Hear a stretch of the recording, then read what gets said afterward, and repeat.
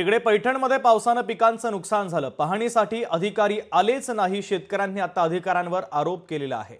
पैठणमध्ये मुसळधार पावसानं पिकं पाण्यात वाहून गेली। शेती पिकांचं अतोनात नुकसान झालं। खरीप हंगामातील कापूस, तूर, सोयाबीन, उडीद, कांदा या पिकांचं नुकसान झाल्यानं बळीराजा हतबल झालाय।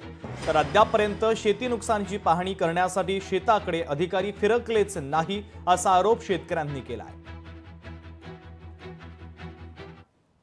या आमच्या शिवारात या अशी नुकसान झाली तर आमच्याकडे काय कोणी आलं नाही, गेलं नाही, तहसीलदार नाही, कोणीच नाही। फक्त लांबूनच रोडवरून बघत येत आणि मागं जातात। हे आमचं 100% असं नुकसान झालंय। तर याला जिम्मेदार शासन आहे। आम्ही आता करायचंय काय? याच्यात जेवढा खर्च करायचा तेवढा खर्च याला करून बसलेलो आहे। पण आता काय करायचं आम्ही?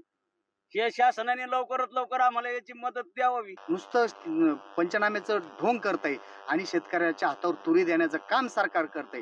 खऱ्या अर्थानं पाहताय तुम्ही, शेतकऱ्याची काळी आई ही नुसते पिकच खराब झालं नाही तर शेतकऱ्याच्या काळी आई सुद्धा या अतिवृष्टीमुळे वाहून गेलेली आहे। पुढील पीक जर रोपण करायचं म्हणलं तर त्याला त्या शेतीत सुद्धा पीक रोपण करता येणार नाही। पण काही शेतकऱ्याचं नुकसान इतकं अतोनात झालंय हे सरसकट सुद्धा त्यांनी भरून निघणार नाही। तुम्ही जर हेक्टरी आम्हाला 10 आणि 6,000 रुपये जर देणार असली तर ह्या शेतकऱ्याचं तुम्ही बघू शकता की इथं अक्षरशः मातीचा दल वाहून गेलाय।